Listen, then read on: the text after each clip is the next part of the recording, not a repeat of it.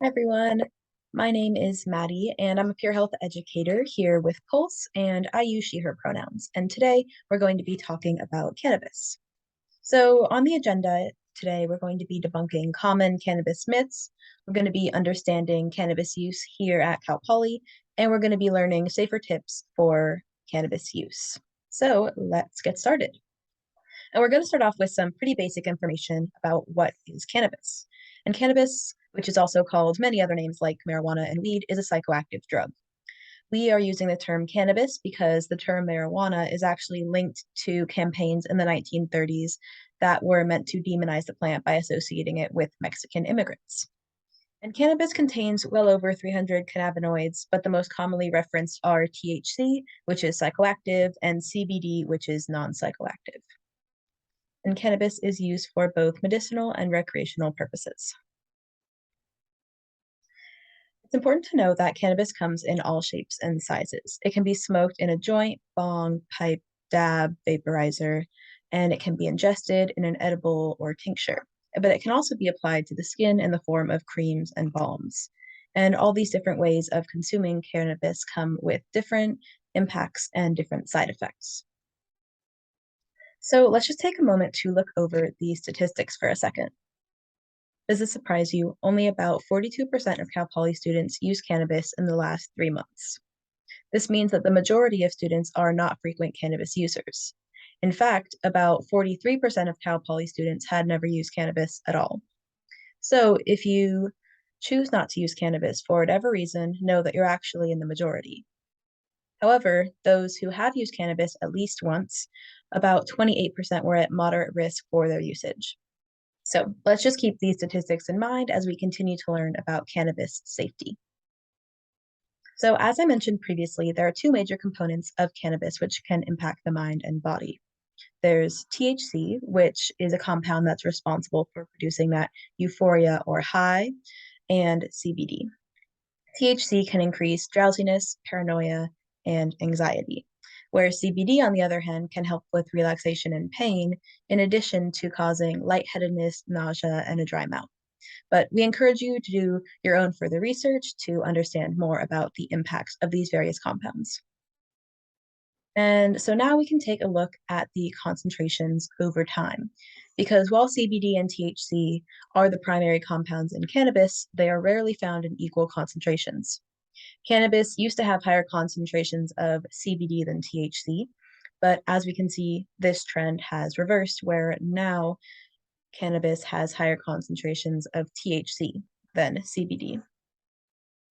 Since THC is the psychoactive component, after all, it means that we must treat all forms of cannabis with even more caution than we have in the past. And it's especially important to keep this in mind when approaching more potent forms, such as concentrates. And for a frame of reference, cannabis flower regularly exceeds around 20% THC, and other concentrated forms exceed about 60 to 80%. So basically, it's strong stuff and it's getting stronger. But what if you do decide to use cannabis? How can you do so safely? Since we do receive federal funding, using cannabis anywhere on campus is illegal, even if you do have a medical card, and cannabis use by those under the age of 21 is illegal statewide. But if you do use cannabis, you should keep these 3 tips in mind. 1, know your source and obtain cannabis from a dispensary. 2, never drive under the influence. And 3, make sure to start with a small dose and increase it gradually. We also call this going low and slow.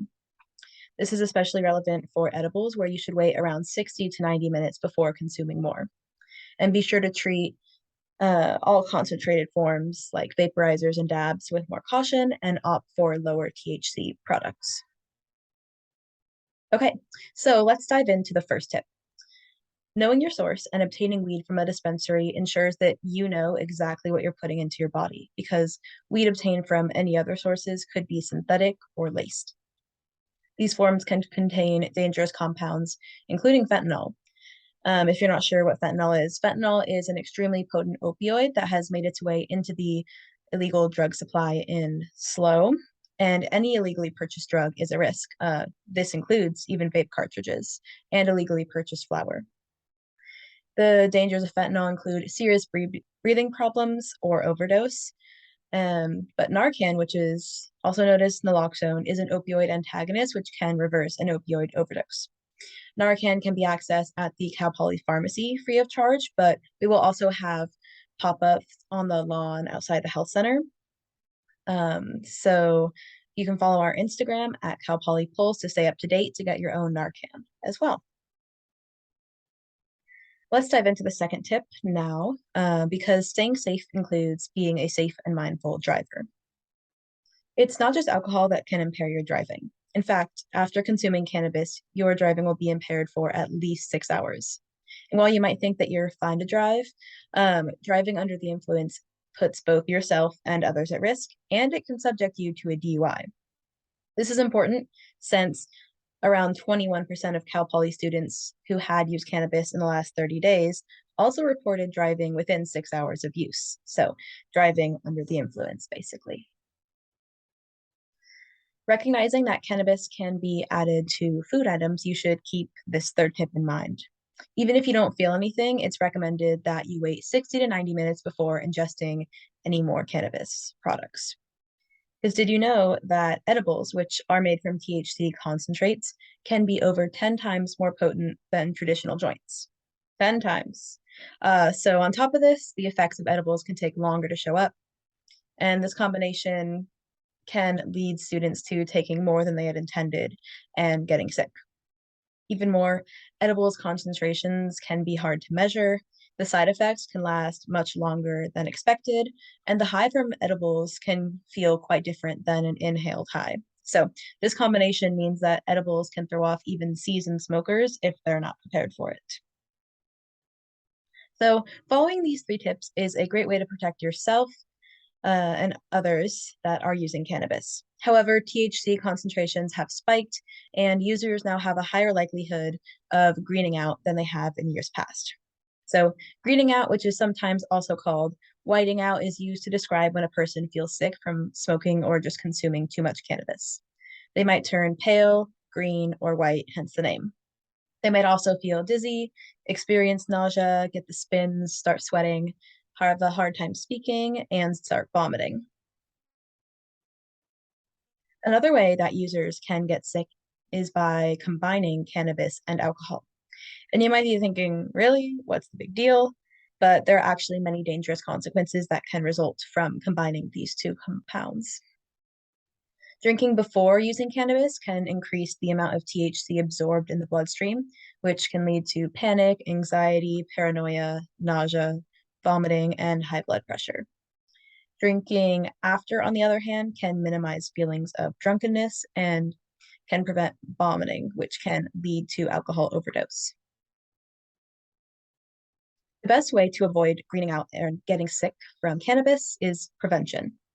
And this can be accomplished by following these three previously mentioned safety tips.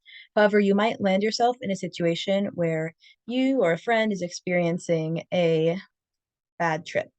If this occurs, you should stay with your friend and reassure them that they'll be okay. This is also called trip sitting. To help with a dry mouth, you can encourage them to sip on water or herbal tea. If they're experiencing nausea, you can have them suck on ice chips, which might make them feel better. You can also change their environment, which might help. Getting up somewhere and moving around can try to take the edge off. You can try going outside for a few minutes because the fresh air can get them away from any lingering weed smell. You can also reduce any loud music or bright lights, and instead, you could try putting on a funny movie to keep their mind busy. You can make sure to reassure them that they're not alone and that they should feel better once the cannabis wears off. Staying safe also includes knowing when to call for help. You should call for help if you or a friend are experiencing a bad panic attack, psychosis, the inability to stop vomiting, and or alcohol overdose. And the signs of alcohol overdose include many symptoms like vomiting, pale skin, erratic breathing, grasping for air, hypothermia, mental confusion, clammy or blue skin, and unconsciousness. If someone you know is experiencing an alcohol overdose, it's vital that you get them medical attention by calling 911. Please know that the Cal Poly and the state of California want you to do the right thing. Cal Poly has a medical amnesty protocol intended for first-time infractions for those who are experiencing a medical emergency or a suspected medical emergency and the person calling for help. The California Good Samaritan law also provides limited immunity for minors, both the individual needing help and the caller, but it does not cover everyone at the party or those who have a lot of drugs on them, which can be interpreted as intent to sell. So while you call 911, it's best to have someone clear out the party, put any extra drugs away so that you guys are okay. The bottom line is that saving a life is always the top priority. Signs of problematic use of cannabis can look like spending a lot of time on cannabis use, experiencing cravings for cannabis, struggling to cut down on use despite problems at work, school, and/or in relationships. If you notice any of these symptoms in a friend, know that you're not alone and that help is available. Peer and pro staff, health educators are happy to provide one-on-one sessions as well as medical and counseling services here at Cal Poly. All right, and now we have a bunch of resources. So you can email Kirsten Vinther, or she's one of our health educators at kvinther@calpoly.edu if you want to request additional information, if you're worried about your own use or a friend's use, or to schedule free Narcan distribution. And it's also good to know that we have a recovery community called Mustangs for Recovery here on campus, and you can follow them at Cal Poly Recovery on Instagram. All right. And before we split ways, I invite you to scan this QR code. You can take a 5-minute anonymous survey on your alcohol and drug use. It provides you with feedback to help you understand your risk level based on your usage. But the feedback is also valuable to us as it provides us insight that helps us serve the Cal Poly community. So you can go ahead and pause this video and scan this QR code if you're interested. All right. And next, we have this other QR code that you can scan to provide feedback on this presentation. It only takes about 2 to 3 minutes, and it's anonymous, and it helps us improve our education content.